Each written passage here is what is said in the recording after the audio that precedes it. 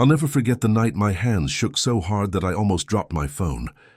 It was November 12th, 2021, a Friday evening, the kind of night where the world feels too loud outside but painfully quiet inside. I was sitting alone in my apartment in Boston, the glow of the city bleeding through the blinds, the hum of traffic in the distance mixing with the muffled laughter of students walking back from bars. My phone screen lit up, and I stared at it like it was some sort of loaded gun. What I saw that night changed my life forever. It was the moment I realized that the person I trusted most, the woman I thought I would grow old with, wasn't just betraying me. She was doing it with such carelessness that it almost felt insulting. But I'm getting ahead of myself. To really understand how I ended up in that moment, I need to rewind. My name's Daniel Harper, but most people just call me Dan. I'm 32 years old now, but back then I was 29, just starting to feel like I had my life on track after years of stumbling around. I grew up in Manchester, England, but moved to the US in 2015 for grad school at NYU. I had always been fascinated by journalism and storytelling, and New York felt like the place where dreams either lived or died spectacularly. Mine sort of limped along, never really dying, but never quite thriving either. After grad school, I bounced between internships and underpaid freelance gigs until I landed a job as a content editor for a media company in Boston in late 2018. It wasn't glamorous, but it paid the rent and gave me the sense that maybe, just maybe, I was doing something with my life. Boston itself grew on me slowly. The brutal winters, the Red Sox-obsessed neighbors, the Dunkin' on every corner. It had this mix of old history and restless energy that made me feel both small and inspired at the same time. And then there was Emily. We met at a friend's rooftop party in Brooklyn in 2017, back when life still felt like it was constantly on the verge of something exciting. She was American, born in Philadelphia, raised in a suburb outside the city, the kind of place with wide streets and neatly trimmed lawns. She had this effortless laugh that made you want to keep telling stories just to hear it again. She worked in marketing, and everything about her screamed confidence. The way she dressed, the way she talked, the way she moved through a room like she owned it without even trying. I fell fast. Emily had a way of making the ordinary feel special. A grocery run turned into an adventure. Cooking dinner together felt like a scene out of a romantic comedy, and late-night walks through the city became our ritual. We'd pass people spilling out of bars, couples arguing under neon lights, delivery guys on bikes zipping past, and it all felt cinematic with her by my side. By 2019, we moved in together. By early 2020, when the world locked down, it felt like we were an unshakable team. We worked side by side at our dining table, shared endless cups of coffee, binged shows like The Crown and Ozark, and joked about how this was training for marriage. But here's the thing about hindsight. It shines a spotlight on cracks you couldn't, or maybe didn't want to, see at the time. Emily had always been social. She thrived in group settings, loved attention, loved being the center of laughter and compliments. I told myself that was just who she was, that it was part of what made her magnetic. But there were moments, small ones, that nagged at me, like the way she'd sometimes laugh a little too long at another guy's joke, or how she'd guard her phone a little too carefully, tilting it away when notifications popped up. Nothing huge, nothing that screamed betrayal, just little things that left me uneasy, though I buried that unease under layers of trust, because that's what you're supposed to do in a relationship, right? You trust. Summer of 2021 was when the cracks widened. Emily had started going on more girls' nights again, now that COVID restrictions were easing. She'd come home late, smelling of perfume and gin, cheeks flushed, stories rehearsed just enough to feel polished but not real. I'd be half asleep on the couch waiting for her, pretending not to care, telling myself not to be the jealous boyfriend. But deep down a voice whispered that something was off. I remember one night in August. I was scrolling through Twitter, half bored, half anxious, when I stumbled on an old viral clip of Adele performing at the Brit Awards, belting out Someone Like You. It hit me harder than it should have. That raw pain in her voice made me think, what if that's me one day? What if I'm the fool in the story? The one left behind while everyone else sees it coming? I shook it off, but the thought lodged somewhere deep. Then November came. And with it, the night that confirmed everything. I wasn't snooping, not at first. I was sitting at the dining table, laptop open, working on an article edit about Facebook rebranding to Meta. Emily had left her phone face down next to me when she went to shower. It buzzed once, twice, then a third time, until my curiosity cracked through my restraint. I picked it up. I wish I could say I hesitated, that I wrestled with the morality of it, but the truth is, I unlocked it with the passcode I already knew. And there it was. Dozens of messages. Flirty, reckless, explicit. Sent to a number I didn't recognize at first. But when I scrolled up, my stomach dropped. His name was Chris. I'd met him once, Emily's colleague from a conference in New York earlier that year. Married. I remembered him showing me pictures of his wife and kids on his phone, smiling proudly. My hands went cold. The messages weren't vague. They weren't just jokes that could be explained away. They were detailed. Plans to meet, things they'd already done, things they wanted to do again. I felt like the floor had been ripped from under me, like I was floating in a nightmare I couldn't wake from. My ears rang. My vision blurred. For a moment I actually thought I might throw up, and yet in the middle of that storm of disbelief and heartbreak, there was a strange, razor-sharp clarity. I knew I couldn't just confront her. Not yet. If she could betray me this easily, then she could lie to my face just as easily. I needed proof. Real proof, screenshots, receipts, evidence that couldn't be twisted. That was the night I started saving everything. And that's the night I realized the person I loved most in the world was also the person who could break me the deepest. The days after that November night felt like I was living in two different worlds. On the surface, everything looked the same. Work emails, morning coffee, weekend errands, the ordinary rhythm of life. But underneath, my mind was tearing itself apart. Every smile from Emily, every casual brush of her hand, every laugh over a TikTok video suddenly felt fake. I kept wondering, when she looked at me, was she thinking of him? When she kissed me goodnight, was she replaying moments they shared? It was like living in a house where the foundation had already cracked, but no one else could hear the groaning wood. I couldn't eat properly. My sleep was shredded into restless fragments. At work, I'd stare at my computer screen, words blurring into nonsense. My editor called me out once, said my copy was sloppy, distracted, but I couldn't tell him the truth. How do you casually say, "Sorry, my girlfriend of 4 years is sneaking around with a married man"? You don't. You just nod, apologize, and pretend to care about semicolons when your heart feels like it's being sandblasted. The worst part was how normal Emily acted. She kissed me goodbye in the mornings, texted me memes during lunch, curled up beside me at night like nothing was wrong. I watched her, studied her, searching for cracks in her mask, but she played her role flawlessly. That almost drove me mad, her ability to live in both worlds without a flicker of guilt showing on her face. By Thanksgiving, I had a folder on my laptop labeled simply E. Inside were dozens of screenshots, messages, photos, even calendar invites disguised as work meetings. It felt grotesque, sitting there cataloging her betrayal like some kind of deranged archivist.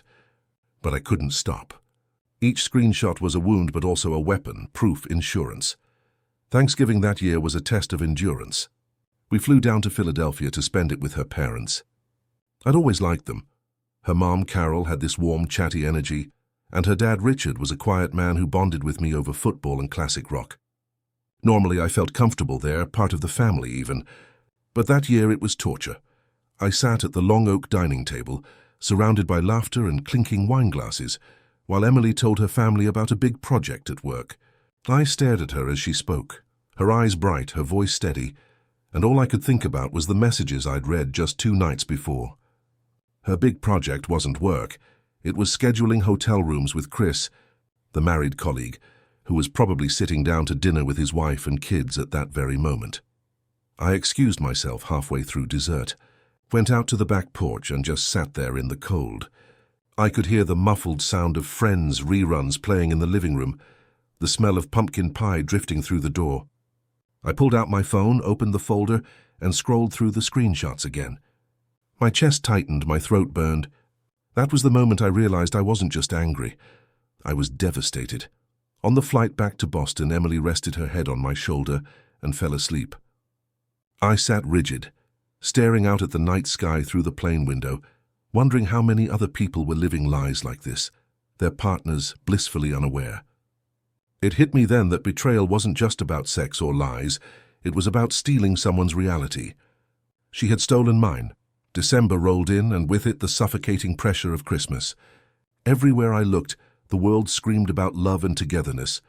Hallmark movies, couples ice skating, Instagram feeds full of matching pajamas. It was unbearable. Emily decorated our apartment with fairy lights and put on Mariah Carey's All I Want for Christmas Is You on repeat. I watched her hang stockings and laugh while sipping spiced wine, and I wanted to scream. How could she do all this, play this part while secretly texting another man under the table? The breaking point came just before Christmas, on December 18th, 2021. I'll never forget that date because it felt like the day my life split in two. Emily had gone out for a work holiday dinner. She dressed up in this deep green dress I'd always loved, the one that made her look like she belonged in a magazine. She kissed me goodbye, told me not to wait up, and left with a smile. I sat there on the couch, staring at the door after it closed, my chest heavy with dread. Something in me snapped that night. I opened the screenshots again, scrolling furiously, my heart pounding. The more I read, the more I realized I couldn't keep living in this limbo. I couldn't keep pretending. I needed to do something. But confronting her directly felt useless. I already knew she'd lie, twist, deflect. And then it hit me. The only person who deserved to know this truth, besides me, was Chris's wife. Her name was Sarah. I remembered her from that one conference meetup in New York. Petite, blonde with kind eyes and a nervous laugh. She had shown me pictures of her kids on her phone, proud and glowing, and I had smiled and nodded, never imagining I'd one day be the person to shatter her world. That night, after hours of pacing, after drinking half a bottle of whiskey, I did it. I found her on Facebook. Her profile picture was of her and her kids at Disney World, both kids in Mickey ears, Sarah smiling wide. My hands shook as I composed the message. I didn't try to soften it. I didn't give her a preamble. I just wrote, "I don't know how to tell you this, but I think you deserve to see the truth. I'm sorry." Then I attached the screenshots. It took me nearly 20 minutes to hit send. My thumb hovered over the button, my stomach lurching, my mind racing with every possible outcome. But finally, with a deep breath, I sent them. And just like that, the world changed. The next morning, I woke up to a message from Sarah. It was short, brutal, and heartbreaking. "Thank you." I had a feeling. I can't believe it's true. My chest ached reading those words. I had expected anger, maybe denial. But instead, her pain poured through the screen, and I realized this wasn't just about me. There was a whole family involved, kids, holidays, a marriage that until then I had been an outsider to. Suddenly, I wasn't just exposing Emily, I was detonating someone else's life too. That night, Emily came home late again, flushed and smiling, carrying a small gift bag. She tossed it on the table and kissed me, smelling of wine and perfume. I looked at her, really looked, and felt a wave of rage and sadness so strong I thought I might collapse. She had no idea what I had done. No idea that somewhere, just a few miles away, her affair partner's wife was staring at the same screenshots that were burning a hole in my laptop. I didn't say anything that night. I couldn't. My throat was tight, my head buzzing. But inside I knew. The game was over. 2 days later, everything exploded. It was a Monday afternoon. I was working from home when Emily's phone started buzzing non-stop. At first she ignored it, but then I saw her glance at the screen and go pale. She grabbed her phone, muttered something about needing to take a call, and rushed to the bedroom. I sat there, my heart pounding, listening to the muffled sound of her voice through the door. She sounded panicked, frantic, like someone who had just realized the walls were closing in. I couldn't make out the words, but I didn't need to. I knew exactly what was happening. Sarah had confronted Chris, and now the fallout was beginning. The sound of muffled shouting through the bedroom door that Monday felt like thunder rattling through my skull. I sat frozen on the couch, laptop still open, cursor blinking on an unfinished article, while Emily's voice rose and cracked behind the door. It wasn't the playful, confident Emily I'd always known. It was sharp, panicked, defensive. She was cornered, and I knew exactly why. I remember staring at the muted glow of the Christmas tree in the corner of the room. The ornaments hung there, glittering and cheerful, mocking me. Just days before, we'd picked them out together at a holiday market in Copley Square. She had laughed while sipping hot cider, dragging me from stall to stall like a kid in a candy store. That memory now felt like it belonged to someone else's life, a version of me who didn't know the truth. When the bedroom door finally opened, Emily emerged pale and wide-eyed. Her phone clutched in her hand like it might explode. She glanced at me.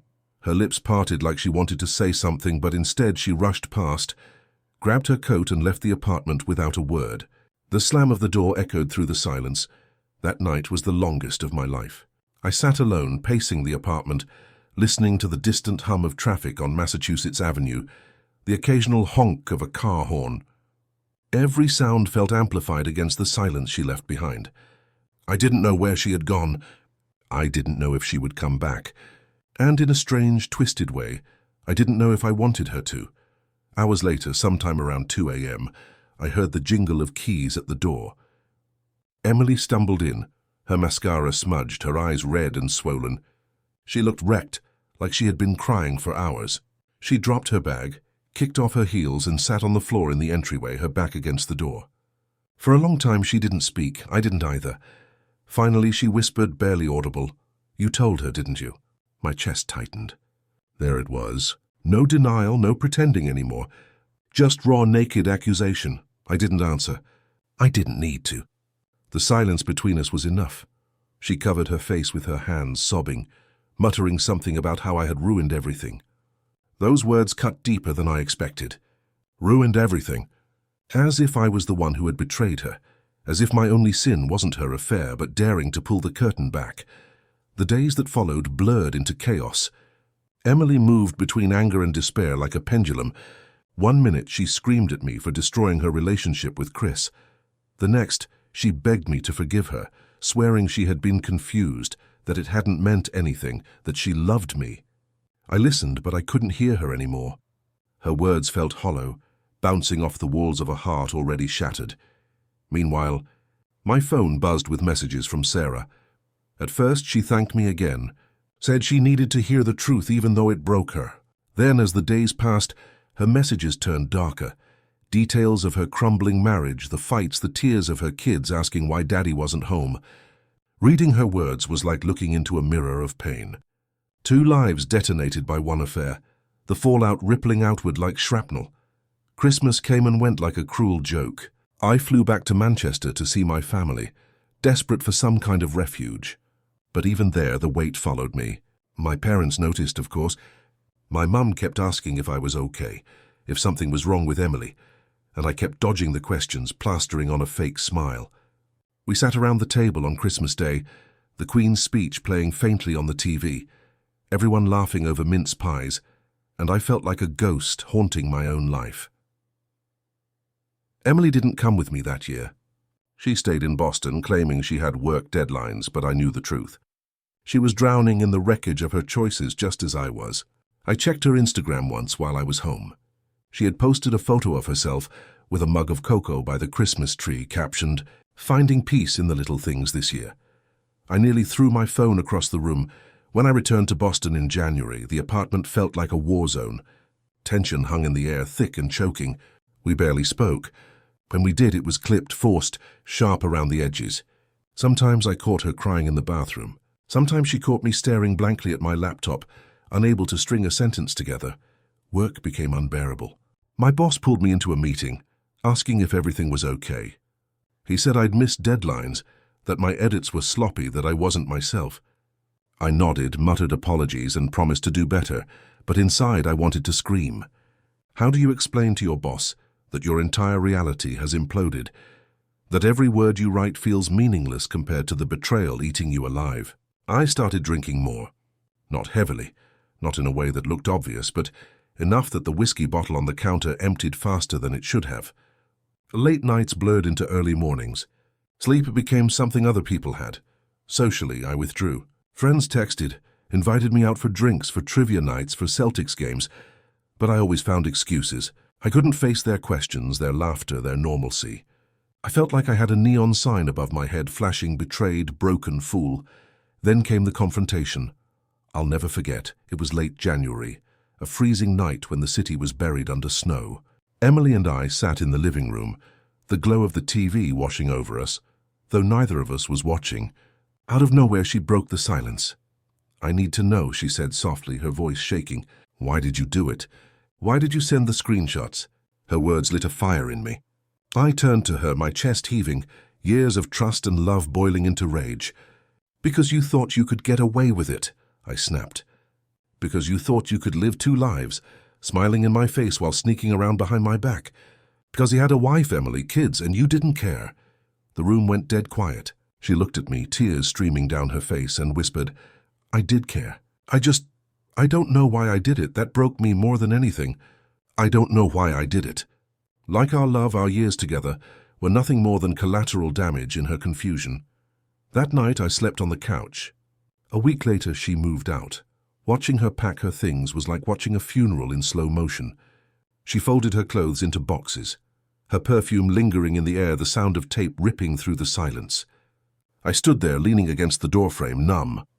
She paused once, holding the photo of us from Coney Island in 2019, me in a Red Sox cap, her laughing with cotton candy in her hand. For a moment she looked like she might cry. Then she set it down and kept packing. When the door finally shut behind her, the apartment felt cavernous. The silence was deafening. I walked through the rooms, touching the furniture, the photos, the little remnants of a life we had built, and it hit me. She was gone, but the betrayal remained. In the weeks that followed, I tried to pick up the pieces. Therapy became my lifeline. Sitting across from a stranger in a quiet office, pouring out my story, I felt both exposed and relieved. She told me betrayal trauma was like grief. It came in waves, unpredictable and brutal. She was right. Some mornings I woke up and felt almost okay, like maybe I could move forward. Other days, I lay in bed staring at the ceiling, replaying every message, every lie, every laugh that now felt poisoned. Sarah and I exchanged a few more messages in February. She told me she had filed for separation, that Chris was staying with his brother, that her kids were struggling. Reading her words was gut-wrenching, but also oddly comforting. We were strangers bound by the same wound. Eventually we stopped talking. It was too raw, too heavy, but I'll never forget her. By spring, the worst of the storm had passed, but the wreckage was still there. Friends noticed I looked thinner, quieter. My mom called more often, sensing something was wrong, though I still didn't give her the full story. I wasn't ready to say it out loud, not to her. The betrayal had burned me to the ground. But somewhere in the ashes, a tiny part of me knew I couldn't stay there forever. And that's when I started thinking about what came next. Not just surviving the fallout, but deciding how I wanted to rise from it. The spring of 2022 felt like waking up after a storm had leveled my entire neighborhood. Everything familiar was still technically there. The same apartment, the same job, the same streets I walked every day. But it all felt hollow, stripped of meaning. I'd lost Emily, yes, but more than that, I'd lost the sense of safety that comes with believing someone loves you the way you love them. That was gone, shattered. I remember one morning in April, walking down Boylston Street with my headphones in, the blossoms starting to crack open on the trees, and for a split second, I felt normal. The air was crisp, the city alive, and I caught myself humming along to a song on my playlist. But then, like a sucker punch, I remembered her. Emily. Her laugh. The way she used to hold my hand on that very street. Suddenly the world tilted again, reminding me that grief doesn't politely step aside for spring. It lingers, it clings, it waits. But therapy was helping. My therapist, Janet, had this calm way of reminding me that betrayal wasn't something you just get over. It was something you worked through, like digging your way out of rubble after an earthquake. She pushed me to journal, to write down not just the pain but the small victories too. "You're not just surviving," she said once, "you're rebuilding." It was around then that I started hitting the gym again. Not in a revenge body kind of way, though part of me won't lie. There was satisfaction in picturing Emily seeing me months later, stronger, leaner, more confident. But mostly it was about reclaiming something that was mine. My body, my time, my discipline. I'd get up early before work and sweat it out on the treadmill, the bass of whatever angry playlist I'd built thumping in my ears. The weights clanged. The air smelled of iron and disinfectant. And for those 60 minutes I wasn't thinking about her. I was thinking about me. Still, the shadows of the past didn't vanish easily. Nights were the hardest. Lying in bed alone, the apartment echoing with silence, I'd replay everything in my head like a film reel I couldn't shut off. I'd picture her sneaking glances at her phone when we were together, the way she sometimes came home smelling faintly of cologne that wasn't mine. The realization would hit me again and again. I had ignored so many signs, and maybe that was the cruelest part, not just her betrayal, but my complicity in letting myself believe her lies. That self-blame ate at me. But slowly, with therapy and long talks with a few trusted friends, I began to understand it wasn't my fault. Trusting someone isn't a weakness. Betrayal is. By summer, I felt a flicker of strength returning. One night in June, I went out with a group of friends to a Red Sox game at Fenway Park. The air was warm, the stadium buzzing, beer sloshing in plastic cups. As we cheered and booed and laughed, I caught myself smiling genuinely for the first time in months. It wasn't forced. It wasn't a mask. It was real. That night, walking home with the city lights glowing around me, I realized I had crossed some invisible threshold. I wasn't healed, not by a long shot, but I was no longer defined solely by what she had done. And then came the moment of turning the tables, not on Emily, but on myself. It started when I logged into Instagram one evening and saw that she had posted a picture. She was out at some rooftop bar with a group of friends, her smile wide, her glass raised to the camera. The caption read, "New Beginnings." At first, I felt the old anger rising, the sting of how quickly she seemed to move on, as if 4 years of our life together were just a chapter she could close without looking back. But then something shifted. Instead of feeling destroyed by it, I felt oddly free, because if she could start again, so could I. That realization gave me a strange sense of power. For so long I had been living in the shadow of her betrayal, letting it dictate my every move. But now I had a choice. I could either keep staring at her life, measuring mine against hers, or I could finally turn the page. So I started saying yes to things I'd been avoiding. Dinner with co-workers, a hiking trip to New Hampshire, even downloading a dating app.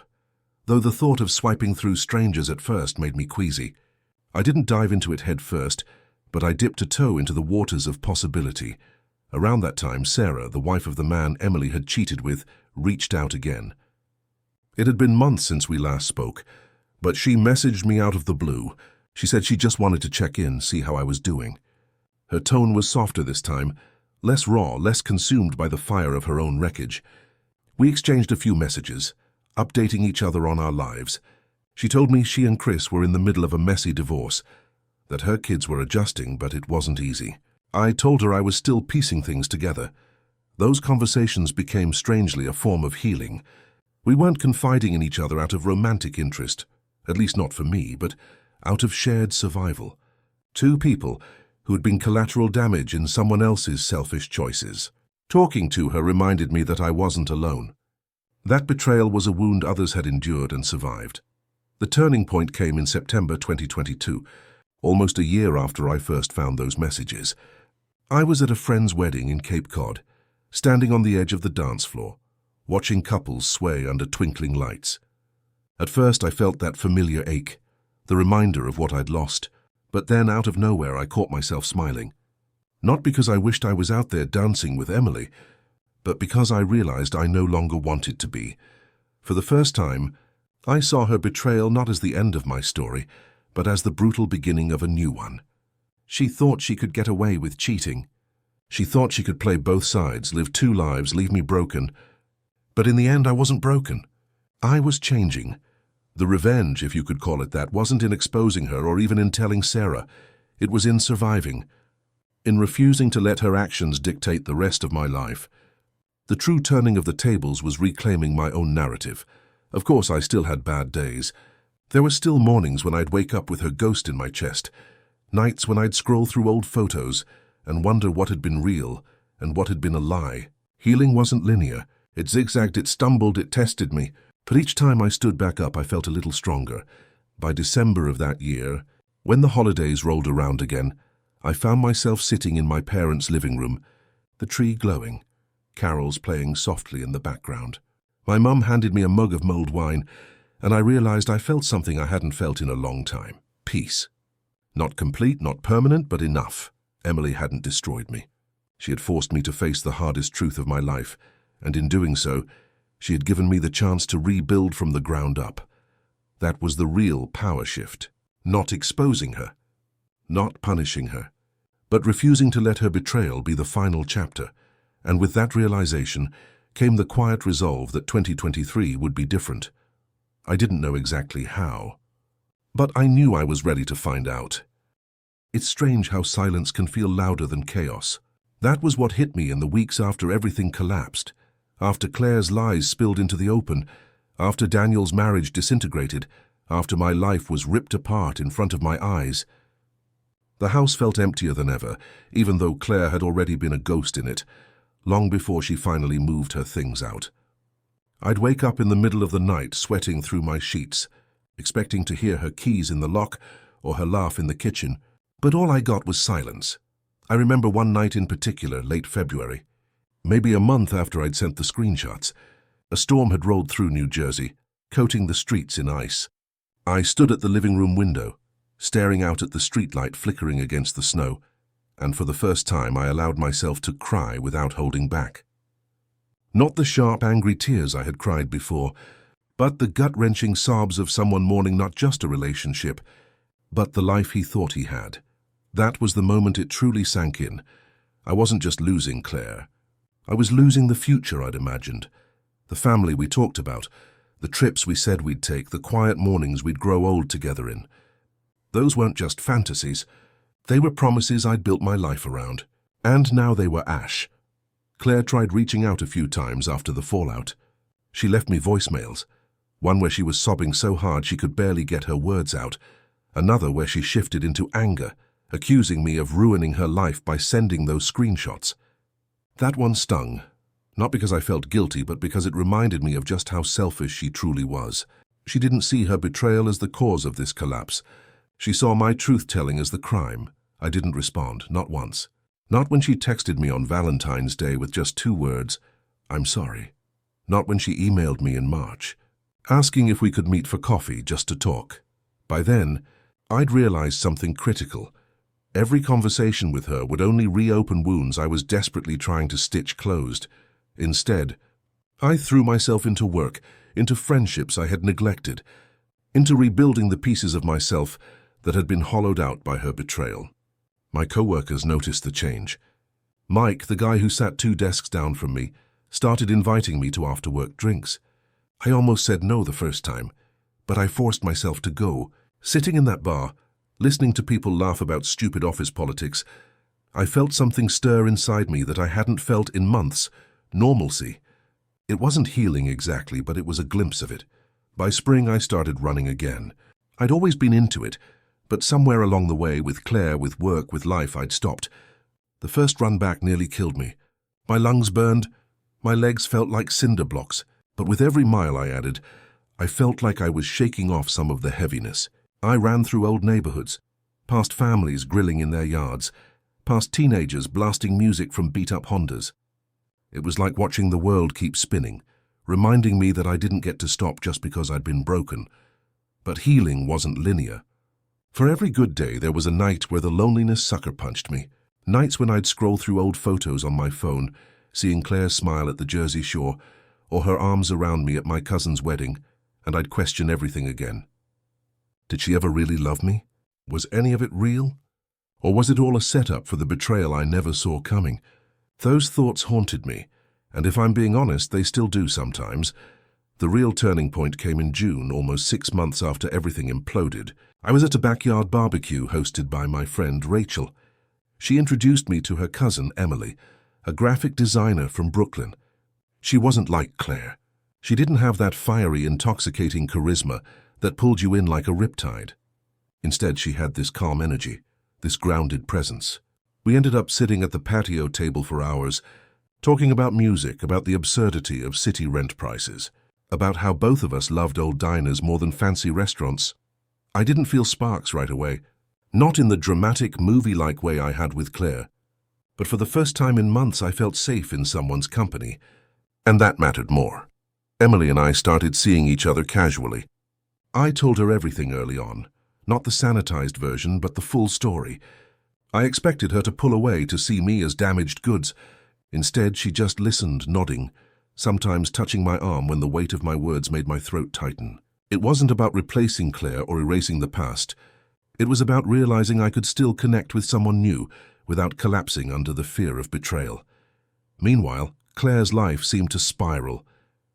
I'd hear bits and pieces from mutual acquaintances, how Daniel's wife divorced him and took the kids to her sister's place in Connecticut, how Daniel lost his job after his personal drama bled into the office, how Claire moved into a small apartment downtown and started drinking heavily. A part of me felt vindicated, but another part of me just felt tired. Revenge hadn't given me joy. Exposing her hadn't erased the hurt. It had just leveled the playing field. The real revenge, I realized, was in surviving. In building something new when she expected me to crumble. In smiling again when she assumed I'd be drowning in bitterness forever. By fall, I had stopped checking her social media, stopped wondering what she was doing, stopped replaying our memories like old VHS tapes. Instead, I found myself thinking about the future again, not with certainty, but with curiosity. Where would I be in 5 years? Who would be by my side? For the first time since that winter night, when the storm raged outside my window, I felt like the answer didn't terrify me. Looking back now, almost 2 years later, I can say this: Claire broke me, but she didn't destroy me. She made me confront parts of myself I didn't want to see. The way I ignored red flags, the way I clung to the fantasy of who she was instead of facing the reality. But she also forced me to grow, to demand more for myself, to value honesty over comfort. Do I forgive her? That's complicated. I don't forgive what she did, not in the sense that I'll ever see it as okay. But I've stopped letting it poison me. I've stopped carrying the weight of her choices on my shoulders. The final time I saw her was by accident, last December at a Starbucks downtown. She looked older, worn down in a way that wasn't just about age. Our eyes met, and for a split second the air froze between us. She opened her mouth like she wanted to say something, but I just nodded politely and walked past her. For the first time I felt nothing. No anger, no longing, no sadness. Just nothing. And in that emptiness I found peace. If there's one thing I've learned from all of this, it's that betrayal doesn't define you unless you let it. Yes, Claire cheated. Yes, I exposed her. Yes, it shattered the life I thought I had. But it also gave me a chance to rebuild on stronger foundations. It gave me the clarity to know what I deserve, and the strength to walk away from anything less. She thought she could get away with cheating. She thought she could live 2 lives without consequences. But the truth has a way of surfacing, no matter how deep you bury it. And when it did, it destroyed her facade, but it freed me, so here I am, still standing. Scarred, yes. Changed, definitely. But not broken. Not anymore.